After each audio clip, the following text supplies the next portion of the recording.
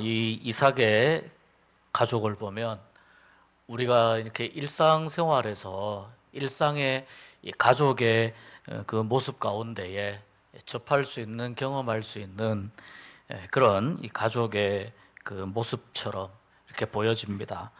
르호봇 사건에서 보듯이 하나님께서 이 이삭과 이삭의 가족에 큰 복을 허락해 주셨습니다. 그래서 우물을 넓게 팠고 그 우물을 충분히 먹고 마셔도 남을 만큼 넉넉함이 있도록 하나님께서 복을 주셨고, 그 우물로 인해서 이삭의 가족들뿐만 아니라 또 소와 양들과 이 가축들까지 넉넉하게 키울 수 있을 그런 르호봇 넓은 우물을 하나님이 허락하여 주셨습니다.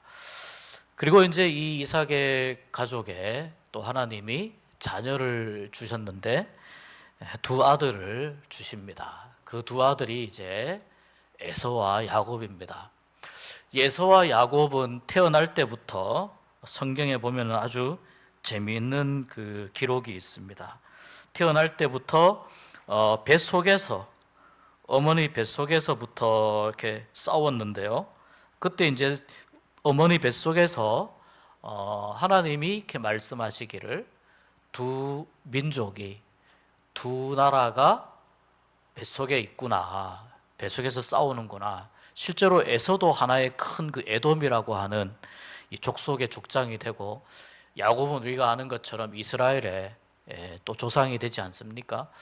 그런데 문제는 큰 자가 작은 자를 섬길 것이다, 이렇게 하나님이 말씀하셨습니다. 큰 자가 작은 자를 섬길 것이다 라고 하나님이 이 야곱을, 두 번째로 태어나는 동생을 더 축복해 주셨습니다. 실제로 두 아들이 이렇게 태어났는데 우리가 뭐 잘 아는 것처럼 에서는 약간 좀 남자답고 얼굴이 좀 피부 색깔이 붉고 몸에 좀 털도 많고, 야곱은 좀 이렇게 여성 같고 피부도 매끈하고 하얗고, 그러다 보니까 아버지의 일을 주로 에서가 도와주고, 또 에서는 밖에 나가서 이렇게 사냥을 해오고, 어머니 리브가의 일을 야곱이 도와주면서 그냥 집, 그렇게 보면은 이 가정 안에서 특별히 뭐 이상할 것이 없습니다. 우리가 보통 좀 그렇지 않습니까?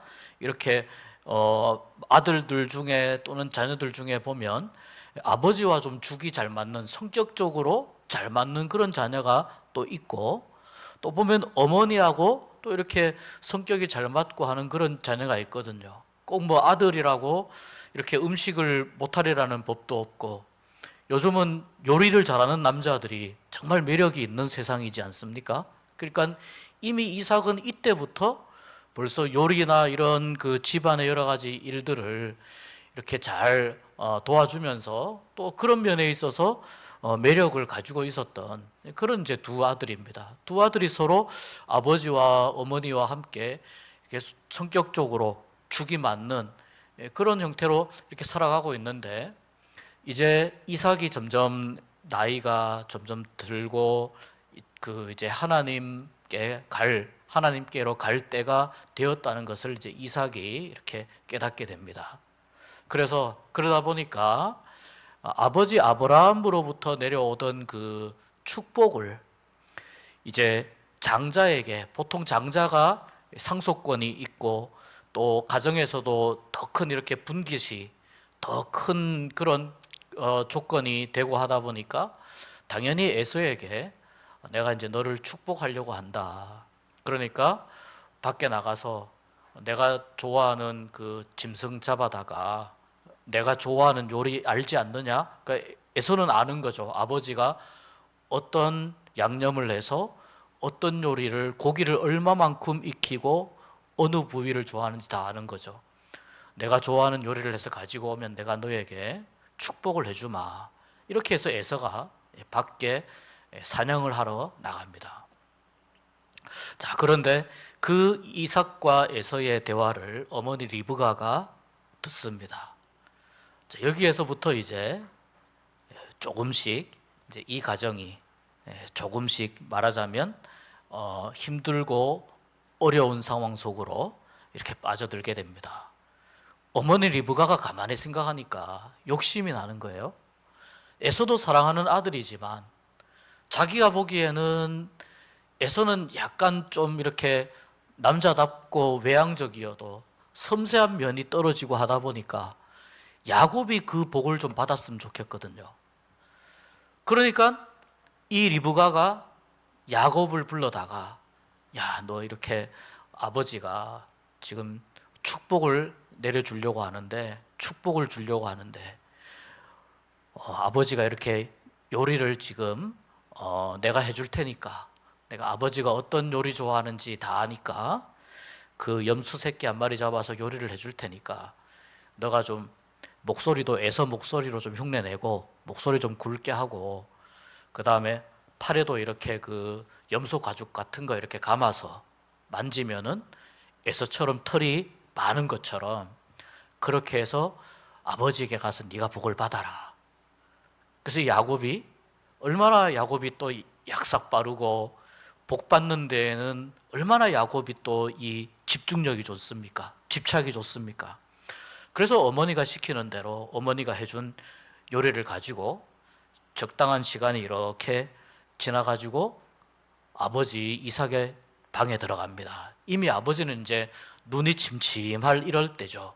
그러니까 눈이 침침하니까 귀도 사실은 약간 이제 아주 맑게 들을 수 있는 그런 상태가 아니었습니다. 많이 이제 연로하고 많이 이렇게 노쇠한 그런 상황입니다. 그래서 야곱이 이제 목소리도 좀 에서처럼 흉내내면서 아버지 내가 이렇게 빨리 짐승을 잡아서 요리를 해왔습니다. 그러니까 이삭이 너무나 반기는 거예요. 그런데 이제 목소리가 약간 좀 굵직하게 하는 것 같은데 약간 야곱스럽단 말이죠. 그래서 가까이 좀 와봐라. 그래서 이렇게 팔도 이렇게 만져보니까 야곱이 마침 그 염소 가죽 같은 걸 이렇게 하고 가서 만져보니까 에서처럼 털이 이렇게 북실북실하게 있는 거죠. 그래서 아마 이 이삭이 몸의 여러 가지 촉감이라든지 오감이 전반적으로 많이 약해져 있었던 그런 상황이라고 볼 수 있습니다. 목소리는 야곱 같은데 근데 또 털은 이렇게 에서처럼 있고 근데 음식을 먹어보니까 맛있거든요. 배부르면 기분도 좋고 그러니까 얘가 에서가 맞나 보다 하고 에서에게 야곱에게 그 장자의 복을 축복해 주기를 시작합니다. 그게 27절, 28절, 29절입니다. 27절부터 읽어보니까 내 아들의 향취는 여호와께서 복 주신 밭의 향취로다. 그 다음 우리 28, 29절 한번 같이 읽어보겠습니다. 하나님은 하늘의 이슬과 땅의 기름짐이며 풍성한 곡식과 포도주를 내게 주시기를 원하노라. 만민이 너를 섬기고 열국이 내게 굴복하리니 내가 형제들의 주가 되고 내 어머니의 아들들이 내게 굴복하며 너를 저주하는 자는 저주를 받고 너를 축복하는 자는 복을 받기를 원하노라. 끝에 보면 너를 저주하는 자는 저주를 받고 축복하는 자는 복을 받기를 원하노라. 또 열국이 만민이 이런 거 보면 하나님께서 이삭의 아버지인 그 아브라함에게 창세기 12장에서 허락하신 그 복의 어떤 그 흔적, 그 복의 내용을 볼 수 있는 그런 내용을 그대로 야곱에게 이삭이 기도하면서 축복해 줍니다. 여러분, 자녀들을 축복하는 것이 정말 중요합니다. 자녀들을 축복하는 것이 참 중요한데 오늘 말씀을 통해서 자녀들을 많이 축복할 수 있는 여러분 될 수 있기를 주님의 이름으로 축복합니다.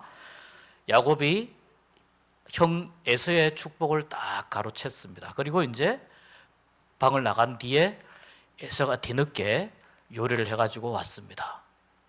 그리고 이삭의 방에 들어갑니다. 근데 이미 이삭은 에서인 줄 알고 야곱에게 복을 다 준 상태입니다. 에서가 속았다는 것을, 야곱이 자기의 복을 가로챘다는 것을 눈치를 챕니다. 그리고 에서가 이렇게 이야기합니다. 남아 있는 거라도 저에게 축복을 좀 해주십시오. 남아 있는 거라도. 여러분 한번 비교해 보십시오. 39절 40절 27장 39절 40절인데요. 그 전에 38절에 보면 이렇게 이야기해요. 에서가 아버지에게 이르되 내 아버지여, 아버지가 빌 복이 이 하나뿐이리이까 내 아버지여 내게 축복하소서, 내게도 그리하소서 하고 소리를 높여 우니, 이 복을 빼앗긴 거에 대해서 너무나도 분하고 너무나도 화가 나는 겁니다, 에서가. 그래서 39절과 40절에 이렇게 이 아버지 이삭이 에서에게 복을 줍니다. 내 주소는 땅의 기름짐에서 멀고 내리는 하늘 이슬에서 멀 것이며 너는 칼을 믿고 생활하겠고 내 아우를 섬길 것이며 내가 매임을 벗을 때에는 그 멍에를 내 목에서 떨쳐 버리리라. 이 두 가지가 이삭이 두 아들에게 내린 축복의 내용입니다. 야곱이 받은 축복의 내용과 에서가 받은 이 내용이 얼마나 차이가 나는지 눈에 보이시죠? 얼마나 큰 차이가 납니까? 야곱에게는 아마 모든 걸 다 쏟아서 축복해 줬을 겁니다. 자기의 모든 축복의 권한을 쏟아서. 에서에게는 축복해 줄 것이 없어요. 너의 주소는 땅의 기름짐에서 멀고 너는 기름지게 살지 못한다, 평생 고생할 팔자야, 이런 이야기예요. 이런 이야기로 39절 40절에 그리고 너는 동생을 섬기고. 에서가요 이 이삭의 복을 받고 나서, 이것도 복이라면 복이지만 그 내용을 보면 얼마나 사실 속이 상한 내용입니까? 그러고 나서 에서가 마음속에 야곱에 대한 그 증오심이 불타기 시작합니다. 그리고 마음속에 에서가 뭐라고 생각하냐면은 아버지가 곡할 때가 가까웠으니, 무슨 말이에요? 아버지가 돌아가실 때가 가까웠다는 거예요. 내가 내 아우 야곱을 죽이리라. 이 에서의 마음속에 그 분노가 이제 막 폭발하기 시작하는 겁니다. 너무나도 분하고 원통하고, 에서는 약간 좀 뭐라고 해야 될까? 삶에 있어서 그냥 장자고 하니까 자연스럽게 누리는 게 많았습니다. 그래서 약간 좀 느린 면이 없지 않아 있었습니다. 좀 둔감한 면이 없지 않아 있었는데, 이때 야곱이 모든 축복을 가로챈 것을 보고 에서가 폭발합니다. 이삭이 아차 싶었습니다. 그러나 이미 내려진 복을 다시 거둘 수는 없습니다. 이미 내려진 복을 거둘 수가 없습니다. 그래서 이삭이 보니까 가만두면 정말 에서가 야곱을 가만두지 않을 것 같습니다. 그래서 아내 리브가와 의논을 합니다. 야곱을 멀리 보내자. 저기 멀리 아내의 그 고향인 외삼촌이 있는 밧단 아람으로 저 멀리 보내가지고 몇 달 정도 지나면, 에서가 좀 둔감하니까 몇 달 정도 지나면 에서가 화가 풀리면 그때 돌아오게 하면 되지 않겠느냐. 그러니 저기 좀 보내서 피신하게 하자. 여기서 뭐 수백 킬로미터 떨어져 있으니까 에서가 가서 뭐라고 해코지를 못하지 않겠느냐. 이 리브가도 이삭과 의논하면서 그렇게 동의를 하고 이삭이 야곱을 불러서 야곱에게 밧단 아람으로 가라. 너의 외갓집으로 가라. 가서 있어라. 원래 이삭의 생각은 몇 달 정도면 충분하겠다는 생각이에요. 그러면서 거기에 가서 거기에서 네가 이제 우리 친족 중에서 결혼할 사람을 찾아보라, 이렇게 이야기하고 다시 이삭이 야곱에게 다시 복을 주는데요. 28장에 넘어오면 28장 3절 4절에 보면은요, 이 이삭이 야곱에게 다시 뭐라고 복을 주냐면은 전능하신 하나님이 내게 복을 주시어 내가 생육하고 번성하게 하여 내가 여러 족속을 이루게 하시고 아브라함에게 허락하신 복을. 말하자면 이삭은 야곱에게 이 내려간 복을 거둘 수 없다는 것을 알고 있습니다. 그러니까 아브라함 아버지 때부터 받았던 이 복이 나를 통해서 너에게 그대로 흘러가도록 축복의 통로가 되어 살아가도록 4절에 아브라함에게 허락하신 복을 내게 주시되 너와 함께 내 자손에게도 주사 하나님이 아브라함에게 주신 땅 곧 내가 거류하는 땅을 내가 차지하게 하시기를 원하노라. 이러면서 마지막에 이삭이 야곱을 외갓집으로 보내면서 이렇게 간절하게 다시 한번 축복을 하고 외갓집으로 보냅니다. 이때부터 야곱의 고단한 광야길이 시작이 됩니다. 그리고 몇 달 정도면은 에서도 화가 풀리고 다시 만날 거라고 생각했는데 이때 부모님의 곁을, 가족의 곁을 떠났던 야곱이 다시 이 고향으로 돌아오기까지 무려 20년이라는 세월이 걸리게 됩니다. 이때부터 야곱이 고단한 광야길을 가면서 야곱이 잠깨어 일어난 후 돌베개로 돌단을 쌓은 것 하나님이 기억하신다는 찬송이 있는 것처럼 그렇게 야곱이 고단한 광야길을 가게 되는 것입니다. 여러분, 우리가 오늘 창세기 27장 그리고 이 28장의 말씀을 이렇게 보면서 사실 가정에서 일어날 수 있는 일반적인 일입니다. 그런데 여기에서 축복에 대한 부분은 에서가 받는 것이 맞지만 원래 25장에 두 아이가 뱃속에 있을 때 이미 하나님께서 큰 자가 작은 자를 섬길 것이라고 이미 결정을 해 놓으셨어요. 하나님께서는 희한하게도 보십시오. 리브가의 그 어떤 야곱을 일종의 편애라고 볼 수 있죠. 편애하는 그 마음을 이용을 해서 아주 희한하게 야곱이 그 장자의 복을 받아서 살아갈 수 있게끔 그렇게 하나님이 이 일의 내용을 허락을 하십니다. 이 방법 자체는 사실 좋은 방법은 아니지만 그러나 하나님은 때로는요 좋지 않은 방법이나 또는 어떤 악한 방법이나 이런 것들을 때로는 하나님의 뜻을 이루기 위해서 사용하시거나 허락하실 때가 있습니다. 그러니까 하나님께서는 야곱이 매우 고단한 인생을 살아가는 과정 속에서 하나님을 발견하기를 원하셨기 때문에 야곱이 하나님의 그 복을 아브라함으로부터 내려오는 이 복을 야곱이 받아 누리고 그리고 야곱을 통해서 하나님이 큰 민족을 이루고 아브라함의 복이 흘러내려가기를 원하신 하나님의 그 뜻이 있었기 때문에 하나님께서 이 가족 사이에 어떤 갈등이라든지 이러한 사실 좀 좋지 않은 그러한 가족의 상황들을 적절하게 허용하셔서 하나님의 뜻을 이루어 가십니다. 그러나 여러분, 하나님의 뜻은 그렇게 이루어 가지만 그러나 그 방법을 사용했던 가족들이 치루어야 할 대가가 남아 있는 거예요. 그것이 뭐냐면 20년 동안의 사랑하는 아들과의 생이별입니다. 그리고 그런 이 방법을 통해서 일어난 이 가족의 어떤 그 불행과 이 어려움을 다시 회복하기까지 매우 긴 시간이 걸리는 것을 알 수 있습니다. 하나님은 좋지 않은 상황이나 악한 방법도 때로는 허용하시지만 그러나 그 방법이나 그 상황에 대한 대가는 치러야 된다는 것이 이것이 하나님의 법칙이라고 하는 것을 알 수 있습니다. 야곱이 복을 받았습니다. 그러고 나서 야곱이 잘 되었습니까? 갑자기 길이 편해졌습니까?